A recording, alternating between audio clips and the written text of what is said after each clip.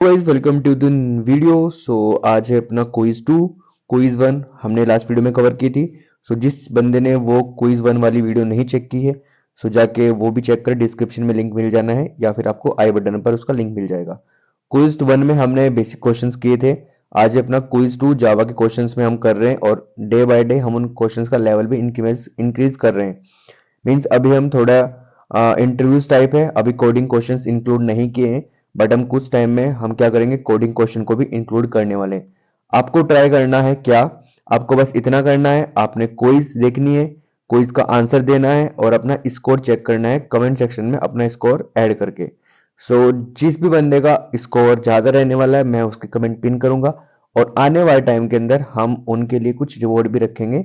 जब जिस भी बंदे का क्विज में टॉप ऑफ जिसका टॉप मार्क्स आने वाले या टॉप रैंक पर रहने वाला जो बंदा। अभी कुछ स्टार्टिंग की है क्विज को, तो डे बाय डे जब लेवल्स बढ़ेगा, जब क्वेश्चन थोड़े हार्ड हो जाएंगे, तब हम टाइमिंग के साथ उन क्वेश्चन का क्विज में रिवॉर्ड रखेंगे। अभी जस्ट स्टार्टिंग है क्विज की, तो बस आपने अभी क्या करना है, क्विज में आंसर अपने नॉलेज चेक करनी है, अपने आंसर देने हैं और अपनी नॉलेज चेक करनी है कि आपको क्विज का कितना तर्क, कितना आपने जावा में पढ़ा हुआ है और आप कितना स्कोर कर रहे हैं इन क्विज में। अपना फर्स्ट क्वेश्चन हम ट्राई करते हैं। आज अपना फर्स्ट क्वेश्चन है, in Java what is the purpose of equal method. Java के अंदर इक्वल मेथड का क्या पर्पस है? To compare the object reference. इसका आंसर भी आपको दिख चुका है। ओके, तो इसका तो आंसर आपको पहले ही दिख गया यहाँ पर। आई थिंक इसका आंसर आपको दिख गया तो कोई बात नहीं, फिर आप इसको मैं अगर आपने नहीं देखा होगा तो आप इसका आंसर खुद से ट्राई करना। इक्वल मेथड का काम क्या होता है? To compare the value of the object, जो ऑब्जेक्ट के अंदर वैल्यू है उसकी उसको कंपेयर करने का काम आता है। The equal method is in Java is used to compare the content और the value of the object. Now the second question is, which one of the following is true for the null pointer exception in java। Null pointer exception के लिए कौन सी बात true है? हमारे पास चार option है, इन चारों का हमसे आपने आंसर ट्राई करना है। अगर आपको लगता है कि आप आंसर दे सकते हो, देन आप आंसर दो, उसका एक्सप्लेनेशन भी अपने माइंड में सेट करो। मतलब आप जस्ट तुक्के मत मारो कि इसका आंसर कोई भी हो सकता है, 1 ABC, बट आप ट्राई करो उसका रियल रीजन क्या है। हमारे पास चार ऑप्शन है। It is a check exception, it is an uncheck exception, it is an error, not an exception, it never throw in a Java. I hope आपने answer अपना सेलेक्ट कर दिया होगा। इसका आंसर है हमारा ओके। इसका आंसर है अपना हमारा, इसका आंसर है it is an uncheck exception. ये हमारी अनचेक एक्सेप्शन है, इसका आंसर है अपना B. Null pointer exception is an unchecked exception in Java typically through when attempting to perform an operation of an object to reference the null। जब हम क्या करते हैं, जब हम परफॉर्मेंस करते हैं, जब हम रेफरेंस कर रहे होते हैं नल ऑब्जेक्ट को, तब ये वाला एक्सेप्शन थ्रो होता है हमारा। Now the third question is, और अपना थर्ड क्वेश्चन है, what is the significance of this constructor in Java. This constructor का आई थिंक ये क्वेश्चन आपने लास्ट वीडियो में चेक किया होगा, उसमें शायद दिस था। दिस का हम कहाँ यूज करते हैं? इसमें दिस कंस्ट्रक्टर का हम कहाँ पर यूज करते हैं, या call in Java. We have an 4 option, आपने इनमें से किसी एक को, इसमें करेक्ट आंसर होगा और आपने उसका करेक्ट आंसर सेलेक्ट करके उसका रीजन भी अपने आप से सेलेक्ट करना है। And the answer is D, it invoke another constructor of the same class। Answer is D। Answer is D। This constructor call in a Java is used to invoke another constructor of the same class। अगर हमारे पास same class के अंदर दो constructor है तो दूसरे constructor को call करने के लिए काम करते हैं। It use to be first statement in the constructor, it should be the first. अगर हम इसको यूज कर रहे हैं तो ये हमारा फर्स्ट स्टेटमेंट होनी चाहिए कंस्ट्रक्टर के अंदर। मतलब एक कंस्ट्रक्टर हमने बना लिया यहां पर, ठीक है, तो ये सबसे पहला लाइन या बोल सकते हो स्टेटमेंट होनी चाहिए जब हम इस कंस्ट्रक्टर कॉल करते हैं। नाउ द थर्ड क्वेश्चन हो चुका है अपना। Now the fourth question is in Java what is the purpose of super constructor. Okay, last में हमने दिस कंस्ट्रक्टर का पर्पस चेक किया था, इसमें हम सुपर कंस्ट्रक्टर का पर्पस चेक कर रहे हैं। आई थिंक इसका आंसर आपको पता होगा, अगर आप कोडिंग में थोड़ा बहुत आपने किया होगा, इसको काफी बार हम यूज करते हैं सुपर कंस्ट्रक्टर को। So it create a new instance of the class, it called a super class constructor, it refer to the current instance of the class. I think इसका तो आपको पता होगा कि ये करंट क्लास के इंस्टेंट को कौन रेफर करता है, ये मैंने लास्ट वाले उसमें बताया था क्विज में। It invoke an another constructor of the same class. तो आई थिंक आपको आंसर पता लग चुका होगा, इतना तो बहुत बेसिक सा क्वेश्चन है। So the answer is B, it call the super class constructor. The super constructor call in Java is used to invoke the constructor of the superclass. It should be the first statement in a constructor of the subclass. मतलब super class का मतलब आपको पता होगा कि एक class ये है हमारी एंड एक क्लास ये है। तो हमने इस क्लास को यहाँ पर क्या किया हुआ है, एक्सटेंड किया हुआ है, और इस क्लास के अंदर जो कंस्ट्रक्टर है उसको हम कॉल करना चाह रहे हैं, तो यहाँ पर देन ये हमारी पहली स्टेटमेंट होनी चाहिए अगर हम सुपर कंस्ट्रक्टर को यूज कर रहे हैं तो। Now the next question is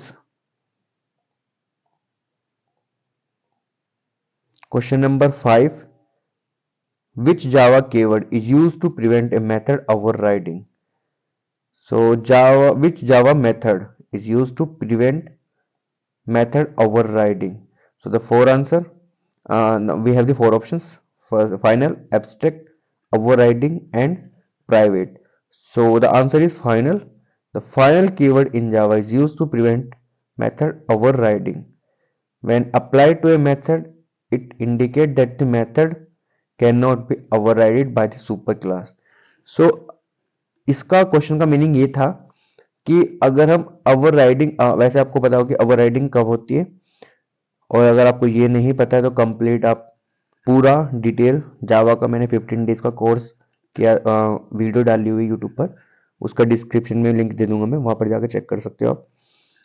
so अगर हम चाह रहे हैं कि किसी मेथड का ओवरराइडिंग नहीं हो नेक्स्ट क्लास के अंदर, तो उसको प्रिवेंट करने के लिए हम क्या यूज करते हैं, फाइनल कीवर्ड यूज करते हैं, ताकि उसको ओवरराइड ना कर सके हम जब हम इसको दूसरी क्लास के अंदर यूज कर रहे होंगे तो। Now the next question is 6, what is the purpose of math dot random method. I think इसका आंसर तो आपको मेथड के नेम से ही पता लग रहा है। The method, what is the purpose of method dot random. So इसके नेम से ही आपको कुछ कुछ पता लग रहा होगा, क्योंकि ये बहुत बेसिक सा है और ये काफी जगह यूज होता है। To generate random integer, to generate random floating integer. Okay, इसको थोड़ा कॉम्प्लिकेटेड बनाया हुआ है। Return a constant value, perform a mathematic operation. So आपको ये एंड ये तीनों थोड़ा सिमिलर से लग रहे हैं, इसलिए आप इसका आंसर देने में थोड़ा टाइम लगा सकते हो, आपका इनकरेक्ट आंसर भी हो सकता है। सो आप इसको वीडियो को पॉज करो और आंसर दो, मे बी आपको आंसर इसमें जरूर गलत होने वाला है। So the answer is B, generate a random floating point number. ये हमेशा हमारा इंटीजर नंबर नहीं करता है, ये हमारा फ्लोट पॉइंटिंग नंबर को जनरेट करता है। रैंडम तो जनरेट करता है, रैंडम से तो आपको यहाँ पता लग गया होगा, बट इन दोनों में आप जरूर कंफ्यूज हो गए होंगे ए और बी ऑप्शन में। Generate random double values between 0.0 including and excluding 1.0। सो ये जनरेट करता है 0.0 के एंड 1.0 के बीच में। Now the next question is 7, in Java what is the purpose of synchronise keyword. I think ये लास्ट में यूज किया था हमने, याद नहीं मेरे को। सिंक्रोनाइज कीवर्ड का क्या पर्पस है हमारा, it specify A value variable that should not be modify, it ensures that only one thread can be access a method or a block on a time, it declare a method, and it indicate a class cannot be extended. So the answer is B, it ensures that only one thread can access a method or a block at a time. So the next question is 8, which one of the following is not a valid access modifier in Java? So I think access modifier के बारे में आपको पता होगा। हमारे पास access modifier कितने होते हैं, तो इसमें पूछ रहा है कि कौन सा वैलिड एक्सेस मॉडिफायर नहीं है। वैलिड एक्सेस मॉडिफायर कौन सा नहीं। पब्लिक हम काफी बार यूज कर चुके थे कोड के अंदर भी ऑलरेडी, जब हमने जावा का सीरीज किया था। प्राइवेट के बारे में मैंने बताया था, प्रोटेक्टेड सिमिलर होता है। तो ये ऑप्शन हमारे पास अभी तक नहीं है ऐसा कुछ। सो आंसर आपको पहले पता लग गया, बट फिर भी हम चेक करते हैं अपने ऑप्शन में कि हमारा ऑप्शन में आंसर क्या है। सो पैकेज प्राइवेट, ये कभी आप तक सुना भी नहीं होगा आपने। सो ये वैलिड एक्सेस मॉडिफायर नहीं है। So the question number is 9, what is the purpose of the instant keyword, instant of keyword का क्या यूज है जावा के अंदर, इंस्टेंट ऑफ कीवर्ड का। सो ये आपने यूज किया होगा कोडिंग करते टाइम, ड्यूरिंग कोडिंग आपको काफी जगह इसका यूज मिला होगा। Check if an object is specific type, comparison two object are equality, determinate the class of an object. So the answer is A। ये क्या चेक करता है हमारा, उसका स्पेसिफिक टाइप, किसी भी ऑब्जेक्ट का स्पेसिफिक टाइप चेक करने के लिए यूज करता है। Check if an object is an specific type. So हमें चेक करने के लिए यूज करते हैं। The instant keyword in Java is use check if an object is instant of particular class और एन इंटरफेस। मतलब हमें चेक करना है कि वो उस क्लास का इंस्टेंट है या नहीं है। इस कीवर्ड को हम यूज करते हैं इंस्टेंट ऑफ का। Now the next and the last question is 10। सो ये हमारे पास एक कोड है। ओके तो अब कोडिंग आई थिंक स्टार्ट होने वाली है, तो कोडिंग क्वेश्चन आपको मिलने वाले हैं इन फ्यूचर। सो ये 10 क्वेश्चन है, इसमें हमें बहुत बेसिक सा क्वेश्चन है और इसमें आपने आंसर बताना है इसका क्या होने वाला है। तो इसमें आपने क्या करना है, हमारे पास x इनिशियलाइज कर रखा है हमने, मतलब x को हमने कितना दिया है 5, एंड फिर y को हम क्या करा रहे हैं, प्रिंट करा रहे हैं, और हमने x को ये किया हुआ है, ये आपको पता हुआ क्या होता है, इसको पोस्ट इंक्रीमेंट बोलते हैं इसको। सो इसमें आंसर पूछा है कि क्या होने वाला है, और ये बहुत अच्छा क्वेश्चन है यार। अगर आपको ये post increment and pre increment का पता होगा देन आपने इसका आंसर अब तक दे दिया होगा, बट आपको अगर नहीं पता है तो मैं थोड़ा इसको एक्सप्लेन कर दूंगा कि क्या होता है। तो आप इसका आंसर पहले डिसाइड करो कि आपका ये आंसर है, ये आंसर है, कंपाइल एरर आएगा या रन टाइम एरर आएगा। तो आई थिंक ये दोनों तो आने ही नहीं चाहिए। कंपाइल टाइम और रन टाइम का तो कोई मतलब ही नहीं है, क्योंकि हम इसमें कोई एरर नहीं शो करना चाह रहे, ना ही कोई इसमें एरर है। तो बात करते हैं 5th एंड 6 की, मतलब तो 5 आएगा या फिर 6 आएगा। अब बात करते हैं कि 5 आएगा या 6 आएगा, कैसे आएगा। तो आई थिंक आपने आंसर लगा दिया होगा, बट मैं जिन बंदों को नहीं पता कि पोस्ट इंक्रीमेंट और पे इंक्रीमेंट क्या होता है तो मैं बता देता हूँ अभी। अभी हमारे पास x के पास क्या है 5, ठीक है, और y के पास क्या इनिशियलाइज होने वाला है, y को हमने दिया हुआ x, ठीक है, और इस लाइन का मीनिंग होता है x प्लस 1, इस लाइन का मीनिंग है। सो x के पास अभी ऑलरेडी कितना है 5 प्लस 1, तो अभी y के पास कितना चला गया, y के पास आ गया हमारा 6।